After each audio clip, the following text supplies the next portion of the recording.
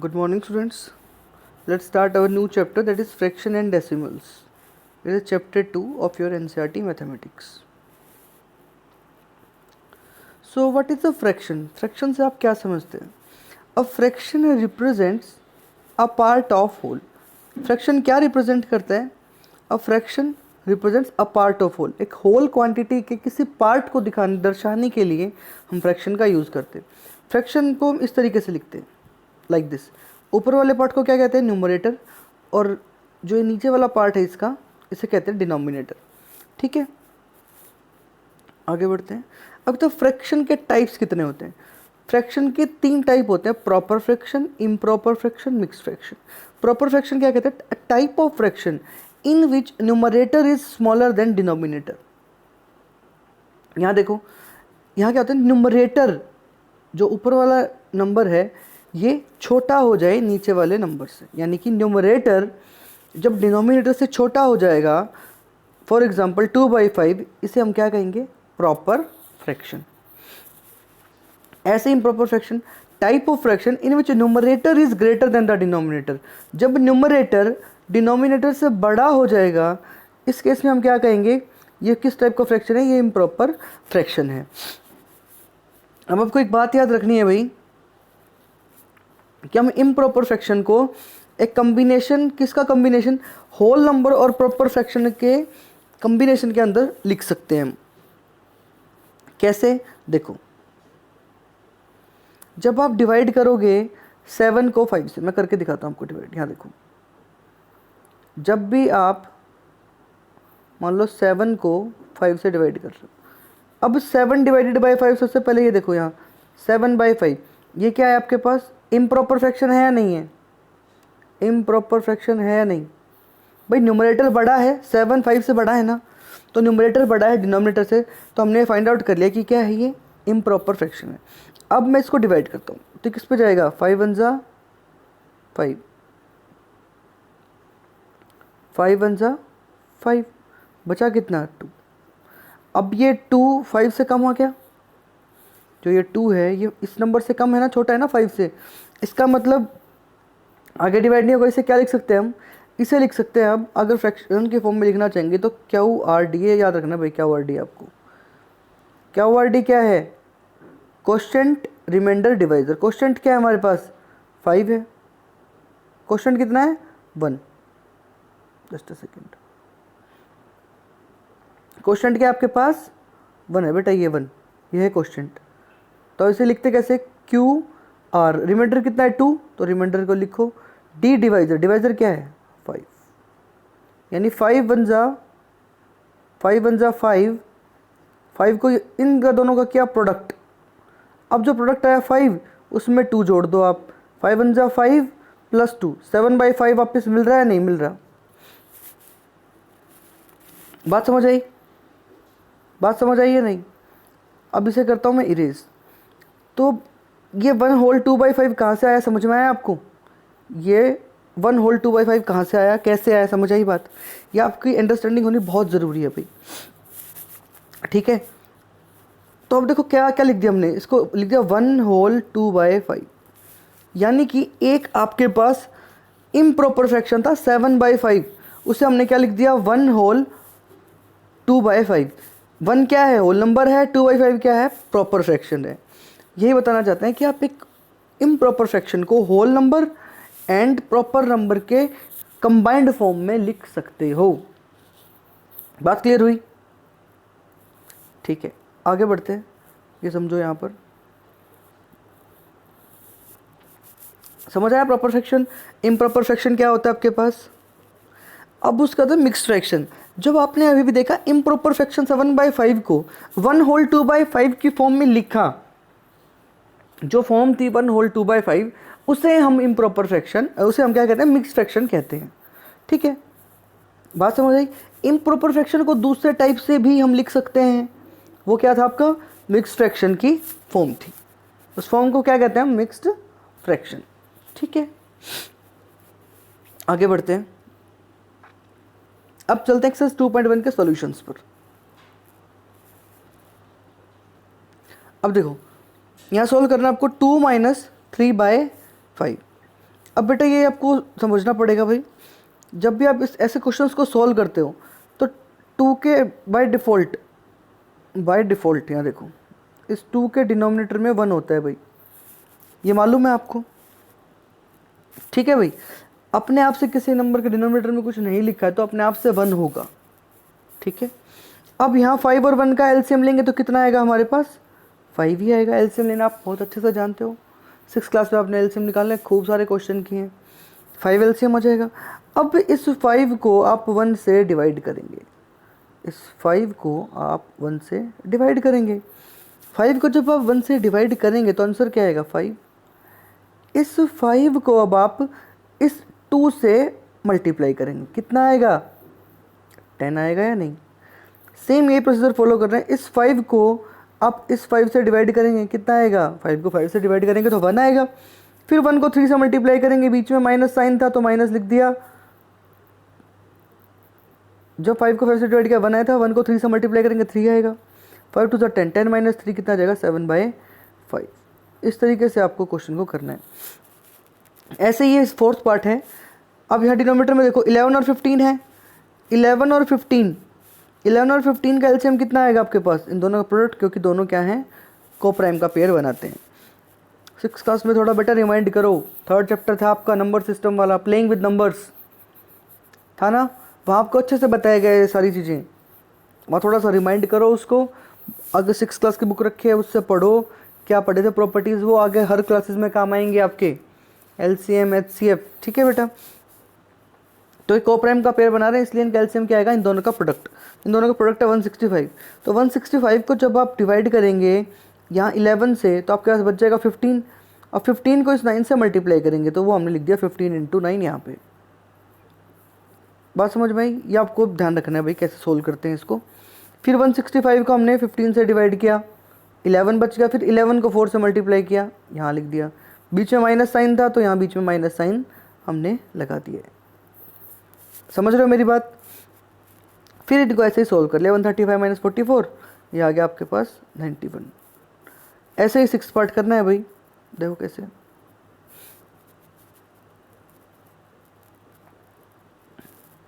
Six part में क्या करेंगे बेटा, सोल्व करेंगे इसको।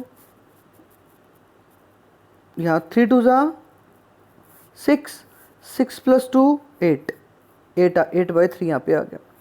अब यहाँ 3 2 ज़ा 6, 6 + 1 7, ये हो जाएगा आपके पास 7/2। बीच में जो साइन है वो एज इट इज़ बीच में रखते हैं हम साइन को। बात समझ में आई। अब फिर से एलसीएम लेंगे किसका, 3 और 2 का। 3 और 2 का एलसीएम कितना आएगा बेटा, 6 आएगा। एलसीएम निकालना जानते हो आप, बिल्कुल जानते हो।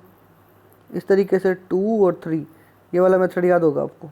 इस तरीके से क्या निकालना है आपको, एलसीएम निकालना है। तो एलसीएम 6 आ गया। अब फिर से 6 को 3 से डिवाइड करेंगे, 6 को 3 से डिवाइड करेंगे तो 2 आएगा।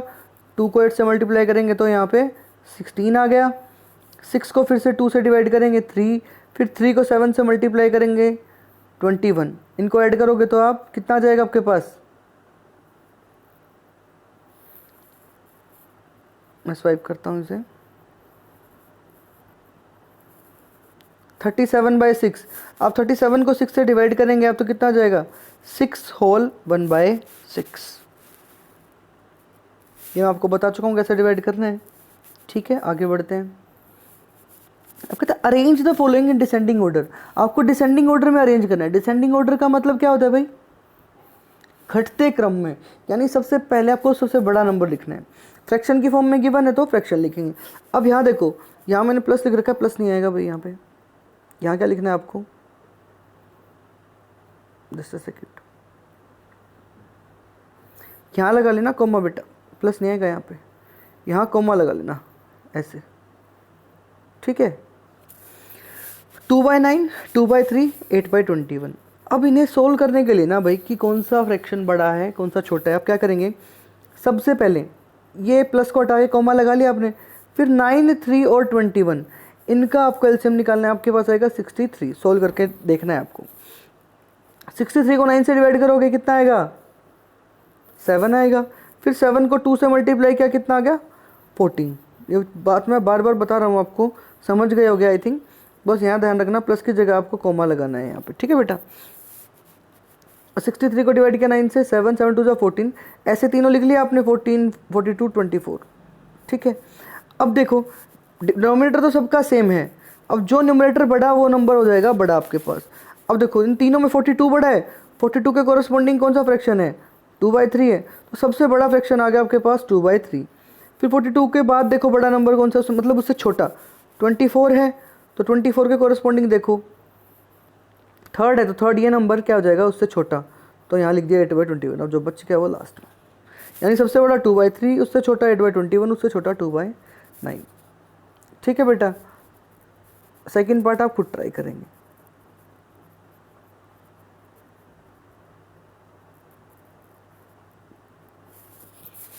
थर्ड क्वेश्चन में देखो क्या कहते हैं, कहते हैं कोई अगर मैजिक स्क्वायर है, in a magic square the sum of the numbers in each row, अगर कोई मैजिक स्क्वायर है आपके पास तो उसमें रो के अंदर जितने भी नंबर्स हैं उनका सम, जितने भी नंबर कॉलम्स में उनका सम, और जो डायगोनल्स के अलोंग जो भी नंबर हैं उन तीनों का सम, उन सब का सम कितना आएगा, सेम आएगा। देखो कैसे, समझ लो एक बारी। कहते हैं ये तो है भाई रोज़, इस तरीके से जो है ये रोज़ हैं, ये कॉलम्स हैं, और ये जो डायगोनली हैं इन्हें क्या कहते हैं, ये डायगोनल है भाई, ठीक है। अब ध्यान से देखो, एक रो के अंदर जो मैंने R1 यहाँ मार्क किया आपके पास, ये एक रो में 3 आपके पास नंबर है नहीं, R1 में 3 है, R2 में 3 है, R3 में 3 है, C1 में 3 है, C2 में 3 है, C3 में 3 है, D1 में 3 है, और D2 में भी 3 ही है आपके पास। ध्यान से देखो, D1 इस तरह डायगोनली हो गया बेटा, 4/11, 5/11, 6/11, और D2 में भी 3 होंगे इस तरीके से, ये 8/11, 5/11, 2/11। आई थिंक क्लियर होगा आपको। तो हमें सबका इनका चेक कर रहे सम कितना आएगा, ठीक है। तो देखते हैं according to question sum of R1 का सम कितना आ रहा है। अब देखो बेटा, जब भी डिनोमिनेटर सेम होता है ना, हम सिर्फ न्यूमरेटर्स को ऐड करते हैं, डिनोमिनेटर को एज इट इज लिख देते हैं। तो हमने लिखा 4/9 + 9/11 + 2/11, as the denominator is same we can add numerators directly हम इसे ऐड कर सकते हैं। 4 + 9 + 2, 9 + 2 11 एंड 4 15, 15/11 आ जाएगा ये। ऐसे ही यहाँ पर 15/11, ऐसे ही यहाँ पर 15/11, आप ऐड करके देख सकते हो अच्छे तरीके से, ठीक है। आगे बढ़ते हैं।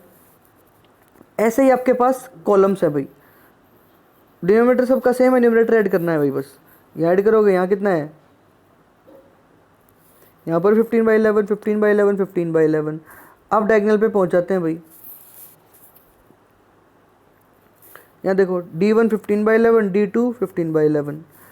अब यहाँ पढ़ो, देखो as the sum of the numbers in each row in each column and along the diagonals is same, hence this is the magic square.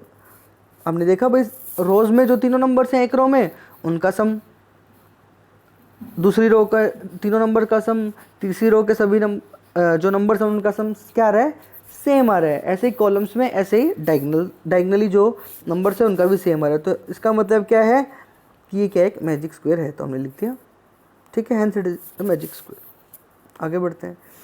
अब कहता है a rectangular sheet of paper is this. भाई कह रहे हैं कोई rectangular sheet है, कोई पेपर शीट है, उसकी लेंथ दे रखी है, आपको ब्रेड्थ दे रखी है, तो पूछ रहा है पेरीमीटर क्या होगा। पेरीमीटर आप जानते हो अच्छे तरीके से, सम ऑफ ऑल द लेंथ होता है आपके पास पेरीमीटर। तो देखो लेंथ दे रखी है आपको 12 होल 1/2 सेंटीमीटर, ब्रेड्थ दे रखी है 10 होल 2/3 सेंटीमीटर। पेरीमीटर क्या हो जाएगा, twice of length plus breadth. देखो क्या करेंगे आप, सॉल्यूशन हो जाएगा twice of length plus breadth. अब लेंथ को कैसे सोल्व करेंगे, 12 2 ज़ा 24, यहाँ पर समझ आ रहा है।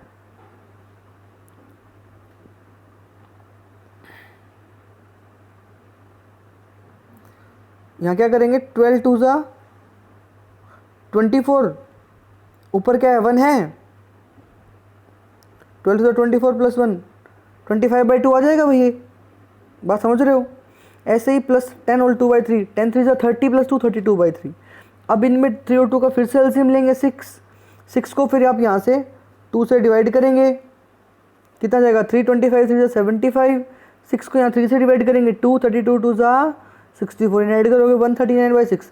अब यहाँ देखो ये 2 से 6 कट जाएगा भाई, यहाँ ये 2 से 6 कट जाएगा, 2 3 जा 6 होता है नहीं, तो यहाँ पे 1 आ जाएगा, ये 3, तो 139/3, 139/3 को सोल्व करेंगे आप तो आ जाएगा 46 होल 1/3 सेंटीमीटर। ये क्या आ गया, पेरीमीटर ऑफ रेक्टेंगल। ठीक है, ऐसे 5th क्वेश्चन में है भाई, find the perimeters of triangle A B E, second rectangle B C D E in this figure whose perimeter is greater. क्या कहता है, आपको पेरीमीटर निकाला ट्रायंगल ए बी ई का, तो पेरीमीटर क्या होता है बेटा, सम ऑफ होल साइड्स। अब इनको ऐड करो, 5/2 + 2 होल 3/4,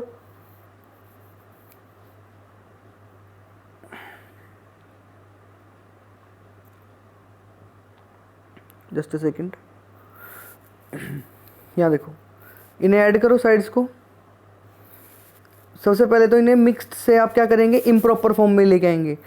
तो 4 जो 5/2 है वो तो ऑलरेडी आपका इम्प्रॉपर में है। 2 होल 3/4 को कैसे लिखेंगे इसे आप, 4 2 8 एंड 3 11/4 लिख लिया। फिर अगले को देखो, 5 3 15 और 3 18/5। एलसीएम 2 4 5 का आ जाएगा 20 आपके पास। फिर आगे फर्दर वही जो अभी आपको प्रोसेस बताया सोल्व करेंगे, तो ऐसे पेरीमीटर ट्रायंगल का आ जाएगा। पेरीमीटर रेक्टेंगल क्या होता है, twice of length plus breadth. ऐसे ही इस पार्ट को सोल्व करेंगे, एलसीएम निकालेंगे इसका, फिर आ जाएगा आपके पास पेरीमीटर। अब देखो किसका पेरीमीटर ज़्यादा है, ये रेक्टेंगल का है, ये क्या है ट्रायंगल का, ट्रायंगल का ज़्यादा है या नहीं, तो यहाँ लिखेंगे लास्ट में perimeter of triangle A B E is greater. ठीक है भाई, बात समझ आई, आगे बढ़ते हैं। अब कहता है 6th क्वेश्चन में, Sahil wants to put a picture in a frame. अब साहिल के पास एक फ़ोटो है भाई, उसको उसे फ्रेम में लगाना है। The picture is 7 whole 3/5 centimetre wide. जो पिक्चर की विड्थ है वो कितनी है, 7 whole 3/5 centimetre. To fit in the frame the picture can not be more than 7 whole 3/10 centimetre wide. अब कहते हैं जो भाई फ्रेम में लगाने के लिए ना पिक्चर की जो विड्थ है वो किससे ज़्यादा नहीं होनी चाहिए, 7 होल 3/10 सेंटीमीटर से ज़्यादा चौड़ाई नहीं होनी चाहिए। How should be the picture trimmed. अब देखो वो आपको क्वेश्चन में खुद ही कह रहा है, how much should the picture be trimmed, कि भाई पिक्चर ट्रिम्ड का मतलब क्या होता है, काटना। भाई पिक्चर को कितना साइडों से विड्थ काटी जाए कि वो फ्रेम के अंदर फिट आ जाए। तो अब क्या करेंगे, मैं आपको बता ही रहा है कि भाई फोटो बड़ी है, इसका मतलब काटनी पड़ रही है, इसका मतलब हमें कितनी विड्थ कट करनी है उसकी कैसे पता चलेगा, वो पता चलेगा अब जब आप क्या करेंगे, जो पिक्चर की विड्थ है उसमें से जो आपके पास फ्रेम की विड्थ है उसे सबट्रैक्ट कर देंगे। तो क्या करेंगे हम, फिर से सुन लो, हम क्या करेंगे, जो पिक्चर की विड्थ गिवन है उसके अंदर से आप जो फ्रेम की विड्थ गिवन है उसे सबट्रैक्ट कर देंगे। बात समझ आई, आई थिंक आपको क्लियर है। तो हम क्या करेंगे बेटा, picture should be trimmed means to be cutted to decrease the width, so it means frame is of less width. भाई फ्रेम की क्या है, चौड़ाई कम है, फोटो की ज़्यादा है, तभी ट्रिम करनी पड़ेगी हमें। तो पिक्चर ट्रिम्ड, कितना ट्रिम करेंगे, जो पिक्चर की विड्थ है उसमें से फ्रेम की विड्थ को क्या कर देंगे, सबट्रैक्ट कर देंगे।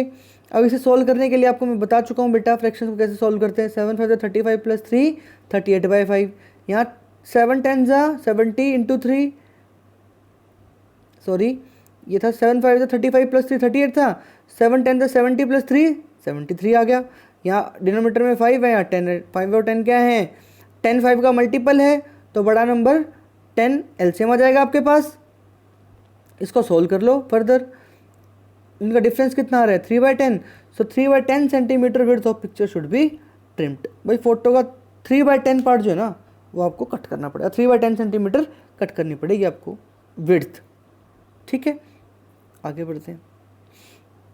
अब कहते हैं Ritu 8 3/5 part of an apple. एक सेब का 3/5 पार्ट उसने खा लिया और जो बच गया वो उसके भाई ने खाया, सोमू ने। How much part of the apple did Somu eat. तो सोमू ने कितना एप्पल खाया। Who had the larger share, किसने ज़्यादा सेब का पार्ट खाया। और लास्ट में लिखा है बाय हाउ मच, भाई कितना पार्ट, कितना बाय कितने फ्रैक्शन, बाय हाउ फ्रैक्शन, ये इसने पूछ रखा है, बाय हाउ मच।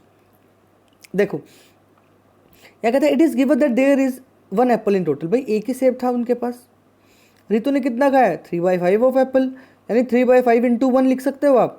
तो अब सोमू ने कितना खाया भाई, टोटल कितना था, एक सेब था ना आपके पास। आप इस 1 को 5/5 भी लिख सकते हो, ठीक है बेटा, 5/5 भी लिख सकते हो, वो भी एक ऑप्शन होता है आपके पास लिखने का। अभी मैंने 1 लिखा है, इसको तो क्या आ जाएगा, ये 5 एलसीएम लेंगे आप, फिर से इसको सॉल्व करेंगे अपने मेथड से,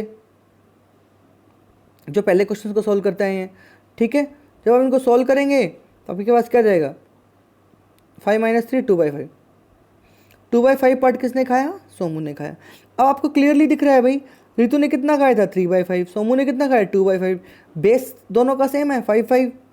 न्यूमरेटर देखो, डिनोमिनेटर सेम था, इसलिए सिर्फ न्यूमरेटर्स को देखेंगे, जो न्यूमरेटर बड़ा हो जाएगा वो नंबर बड़ा हो जाएगा। रितु का 3 है, सोमू का 2 है, तो रितु ने ज़्यादा एप्पल खाया या नहीं खाया, बिल्कुल खाया, नजर आ रहा है आपको। तो कहते हैं we can see this, it shows Ritu had larger share.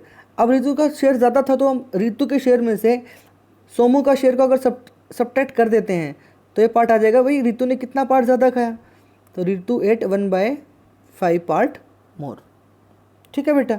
फिर से दोबारा इसको वीडियो को आप बैक करके देख सकते हो दोबारा फिर से, और अच्छे से समझ में आ जाएगा। अगर कोई प्रॉब्लम है तो आगे बढ़ते हैं।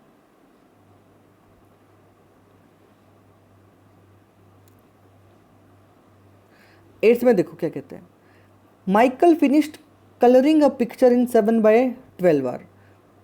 माइकल क्या करते हैं, एक पिक्चर को, फोटो है कोई, उसको कलर करने में 7/12 बार लेते हैं।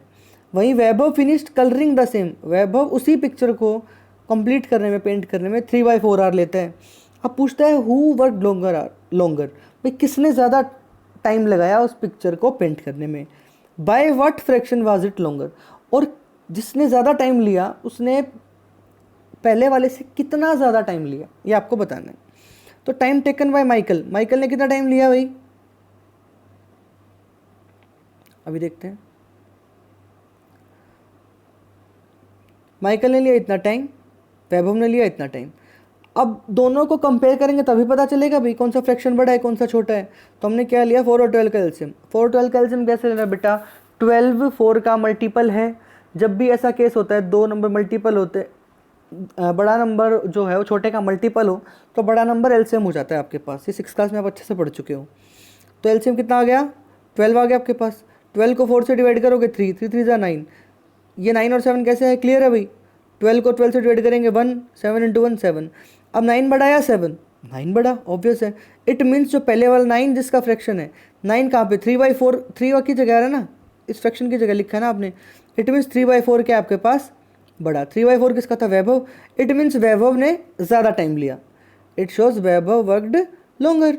अब कितना ज़्यादा देर काम किया, तो आप क्या करेंगे, वैभव के टाइम में से माइकल के टाइम को क्या कर देंगे, सब्ट्रैक्ट कर देंगे। वही किया है, 9 - 7/12 कितना जाएगा, 2/12। 2/12 मीन्स ये कैंसिल हो जाएगा, 2 1 = 2, 2 6 = 12, यह आ जाएगा 1/6। बात समझ आई, क्लियर है भाई। बेटा कोई भी आपको लगता है ना कि भाई ये चीज़ दोबारा मुझे सुननी है, दोबारा आप वीडियो को बैक करके देख सकते हो अच्छे से, ठीक है बेटा।